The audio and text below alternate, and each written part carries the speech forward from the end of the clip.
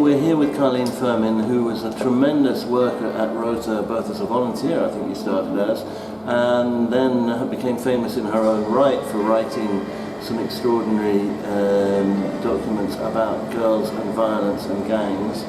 And we wanted to just ask her some questions about her work, but also about her time with ROTA.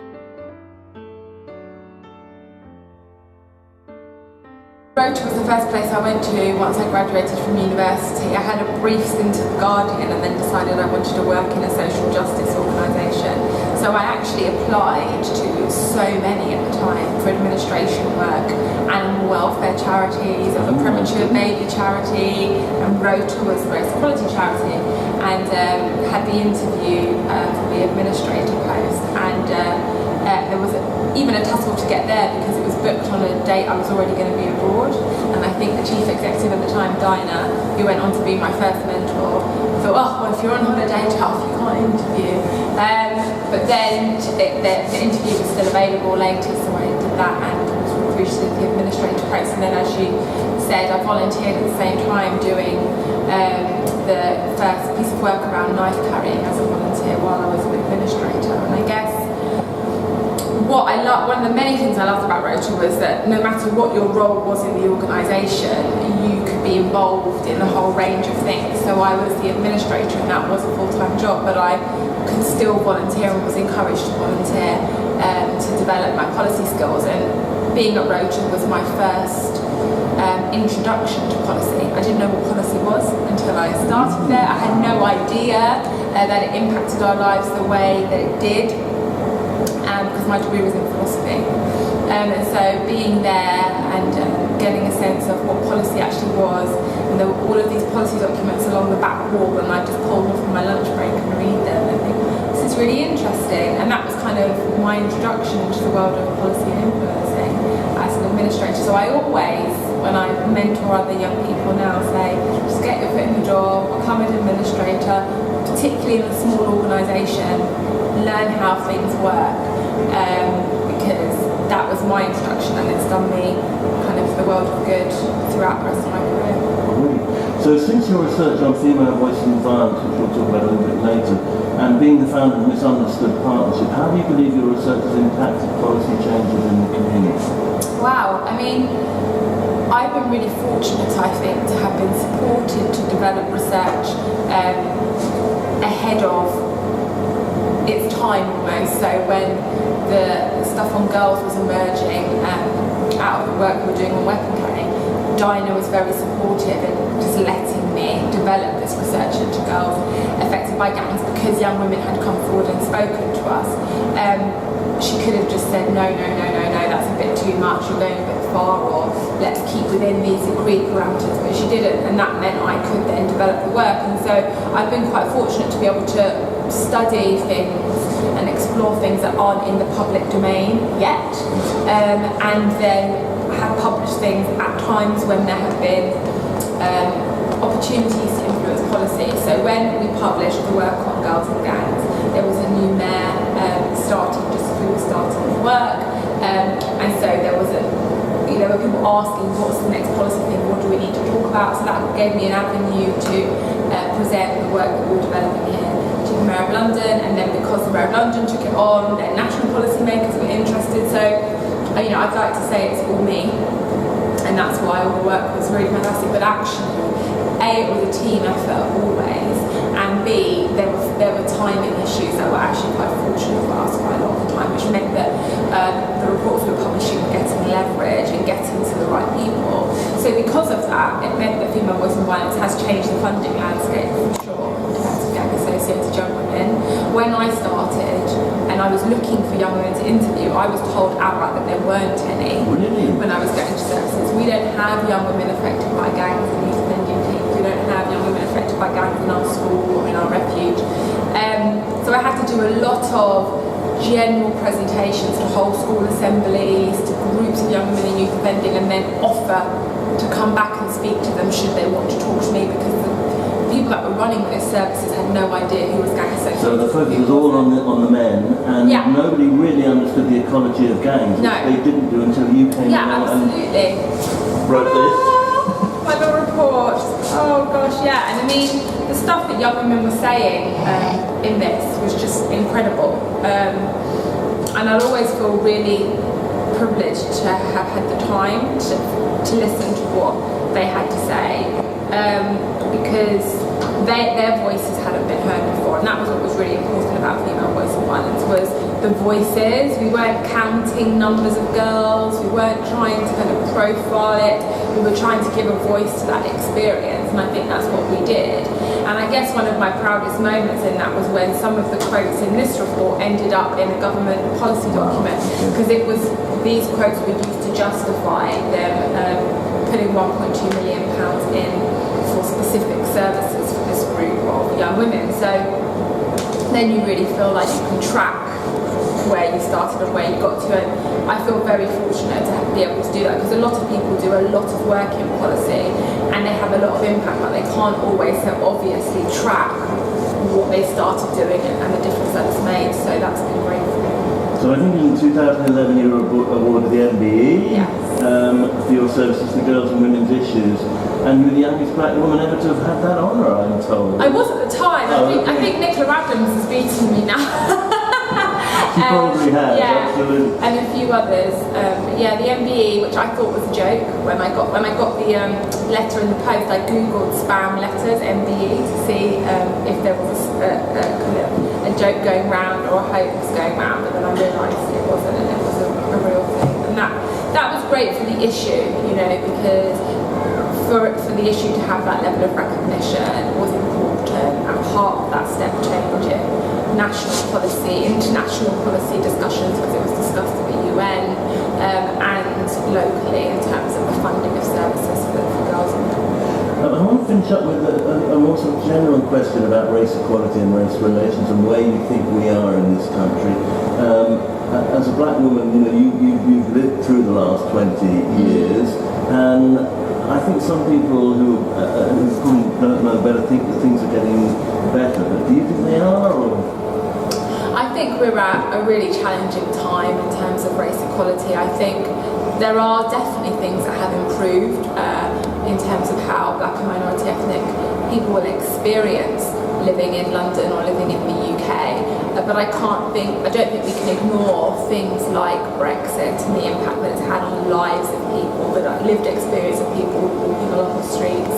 And we still have persistent challenges with the access that young black men have to education, with the kind of intersection of racism and sexism that young women experience when they experience harassment and other forms of sexual violence. We know that the black and minority ethnic women's sector in particular has been decimated, and so there are huge structural challenges that we face, and personal ones in terms of our interactions with our neighbours and kind of the landscape and the ebb and flow of racism is a frustration, to put it mildly. But I think to say that nothing's changed would be a disservice to organisations like Race and the Agenda and others who work in the sector who have made real strides in improving certain parts of the policy or service landscape in the UK. But there is much more to do. Continuing struggle. Absolutely, yeah. The last question for me, if you had one or two words to describe your time at ROTA, what would they be? Gosh. Formative and fundamental. Formative and fundamental. To my great. career, I'd say. Yeah, absolutely. Thank you.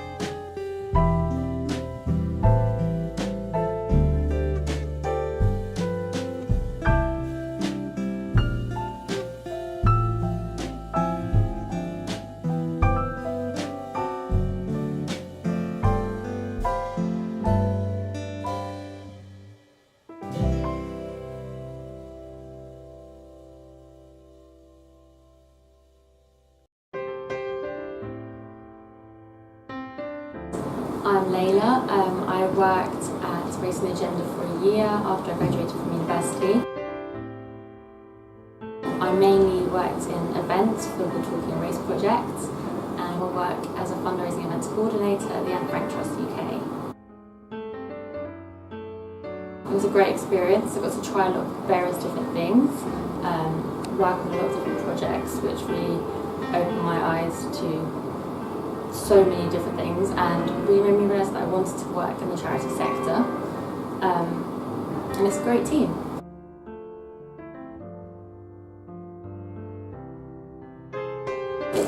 Massively. I think it's very hard to get into paid employment at the moment, and it's a great place to volunteer and to learn a variety of skills.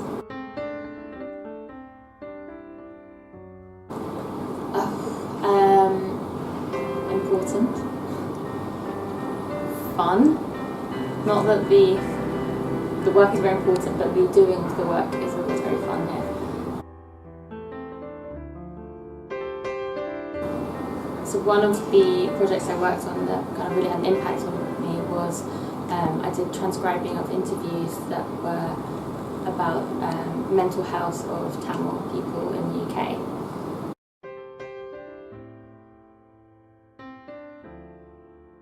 Could you tell me when you started working with ROTA and what you were doing together?